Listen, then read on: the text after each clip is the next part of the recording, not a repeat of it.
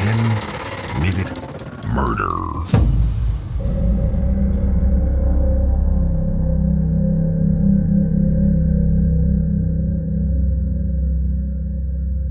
Seath Jackson was just like any other teenager, growing up in Florida during the 2000s. He had 2 older brothers, attended the nearby Bellevue High School, and he wanted to be an MMA fighter when he grew up. When he was 14 years old, Seath started a relationship with a girl from school. Her name was Amber Wright. The 2 of them dated for about 3 months, and as far as relationships went, for teenagers, it was serious. But Seath had some doubts about Amber's loyalty to him. She was spending an awful lot of time with an older boy, 18-year-old Michael Bargo. Seath became convinced that Amber was cheating on him with Michael, so he ended their relationship in early 2011. The breakup was not amicable. Both Seath and Amber desperately wanted to make the other one jealous, and Seth's fears were confirmed when Amber started dating Michael only a few weeks later.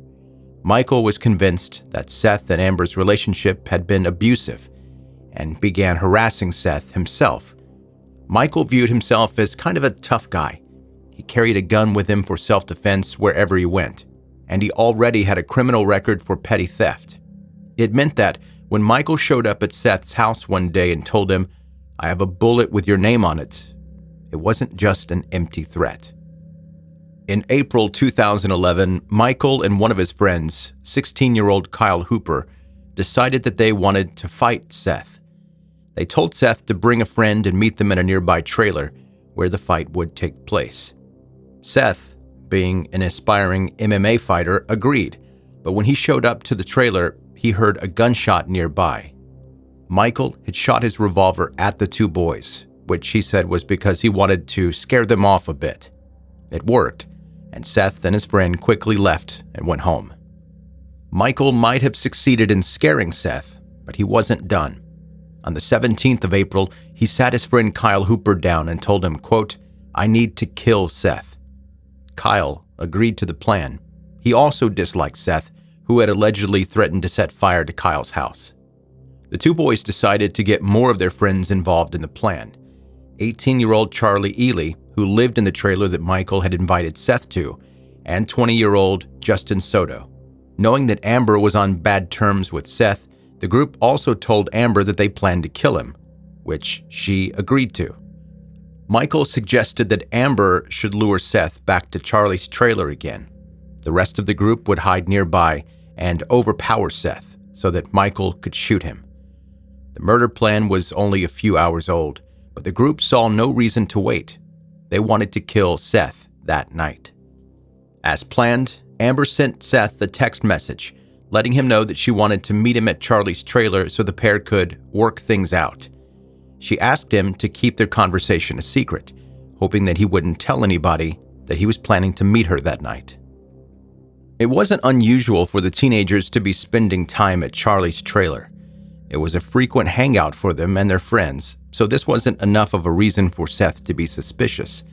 However, the last time Seath had been to the trailer, he'd also been shot at, so he didn't completely trust Amber's intentions. So Seath replied to the text message saying, quote, "Amber, if you have me jumped, I will never give you the time of day." Amber knew that Seath still had feelings for her, so she tried to manipulate him into trusting her, telling him, "I could never do that to you. I just want me and you back." Finally, Seath was convinced, and he agreed to meet her at the trailer that night. When Seath arrived, he was immediately ambushed. Kyle grabbed a heavy piece of wood and hit him over the head. Michael aimed his gun at Seath and began to fire.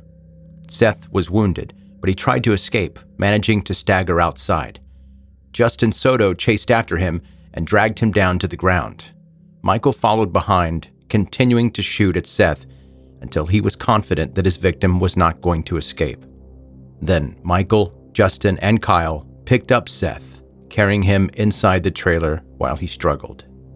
Finally, Michael aimed his .22 caliber Heritage revolver directly at Seath's face and pulled the trigger. Seath died instantly.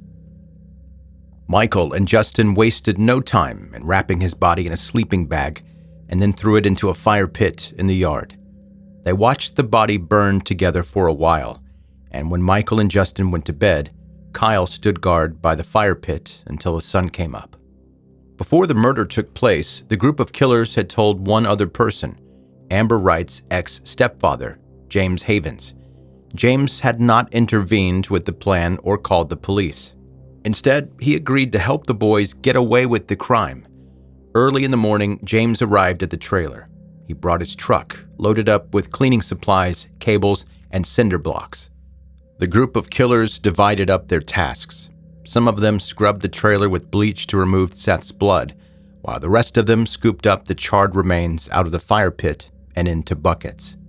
They loaded those buckets into James' truck. Michael asked James to drive them to Ocala, where he planned on dumping the remains into a flooded quarry. Seath's family had quickly noticed that he was missing, and by the evening of April 18th, he was featured on the local news as a missing person. His killers had vowed to keep their crime a secret, but when Kyle Hooper saw the news report, he couldn't take it anymore. He confessed the entire thing to his mother, who then called the authorities. Within hours, the rest of the killers were tracked down and arrested, but Michael Bargo was nowhere to be found. Initially, Kyle, Amber, and Charlie all tried to blame Michael for the crime, but during their police interrogations, the real story was revealed. When the group was placed in the same holding cell, they talked about the crime together, agreeing that Seath deserved to be killed. Meanwhile, Michael didn't show any remorse for what he had done. After fleeing the scene, he went to stay with family of one of his friends, and while he was there, he bragged about the murder to 5 different people. He even seemed proud as he told them about breaking Seath's kneecaps so that he could stuff his body into the sleeping bag. Fortunately, Michael's time on the run was short. The following day, police located him and placed him under arrest as well. After searching the crime scene, investigators found Michael's gun and spare ammunition, as well as small pieces of Seath's remains that had been left in the fire pit. Michael had been confident that nobody would ever find the remains he'd dumped at the quarry, but when the search team arrived, they quickly noticed one of the large buckets floating on the water's surface. The cinder block that had been used to weigh it down had come loose. Now that they knew what they were looking for, the searchers quickly recovered the remaining 2 buckets at the bottom of the quarry. Seath's remains had been severely burned, so DNA analysis was required to prove the body belonged to him. A team of DNA analysts and forensic anthropologists analyzed samples from the buckets and the fire pit, and were able to confirm that the remains in both locations belonged to the same person. After comparing the DNA with samples taken from Seath's family, they confirmed what law enforcement already knew: the remains in the bucket belonged to Seath. All but one of the killers had been a teenager at the time of Seath's murder, but the prosecution quickly decided that all of the perpetrators should be tried as adults. It was clear that all members of the group had been present throughout their attack, because Seath's blood was mixed with small traces of their DNA throughout the trailer. None of them had showed remorse or tried to back out of the plan. In June of 2012, Kyle, Amber, Justin, and Charlie received a life sentence for Seath's murder. James Havens was charged as an accessory to murder and was able to receive a reduced sentence in exchange for a guilty plea. It was clear that Michael Bargo had been the ringleader, and for that, he was sentenced to death, becoming the youngest death row inmate in the state of Florida.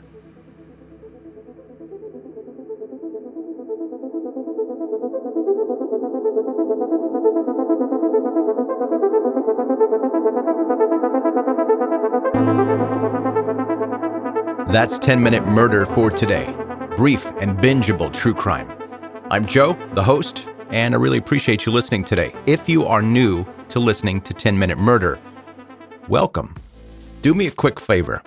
Hit subscribe wherever you're listening right now so that you can more easily find the podcast in the future, and it helps you go back and listen to previous episodes if you subscribe. If you're listening on YouTube, please know that there are lots more episodes available not on YouTube. That's a good place to listen. That's a cool place. You can listen there. I'm not saying you can't, but I'm saying there are a lot more episodes available on podcast listening apps. You can also connect with me on social media to see the pictures of what we talk about here in the podcast. It's never gross and graphic stuff, though. So If you like this episode, leave a rating and review any place that's possible because your feedback goes a long way to helping this show grow. All right, now let's read an email from one of you that listens. Hey, Joe, OG listener here, but this is the first time emailing you. Love the podcast, and I try to share it with people as often as I can while also not looking like a crazy person. I have a question. I know in order to do this podcast, you probably read a lot of current news and keep up to date with what's going on in the world. Is there anything going on right now that is keeping you up at night? Melissa in Beaumont, Texas. Melissa, thank you for the email. And yes, and since you didn't specify true crime, I'll talk about what's not related to true crime that's keeping me up at night. A couple of things. First of all, the Taylor Swift, Travis Kelce thing. Why won't that end? I don't know why people are still talking about it. It was a story for a minute, but we're like a week past it now. Why are we still talking about this? I mean, it could be because Taylor Swift is the biggest thing in entertainment news right now and has been for the last, I don't know how many years. She's massive. So anything she does or says makes news. But this Travis Kelce angle, I'm a little bit tired of it. It doesn't concern me like the government shutdown thing concerns me. So I'm not going to get political here, but that is looming at the time that I'm recording this podcast. So who knows what's going to happen with that. So I've tried to avoid the Taylor Swift, Travis Kelce news stories and figure out what's going on with the world of government shutdown. And neither of those really keep me up at night. But I will tell you what does currently in the news. And that's how inept the Alabama football team offense seems to be. That might be bothering me more than anything. All right, let me check my notes. That is it. That's all there is for today. Thank you so much for listening to the episode. Please subscribe wherever you're listening. If you have questions, comments, concerns, joe@10minutemurder.com. Thank you so much for listening to 10 Minute Murder.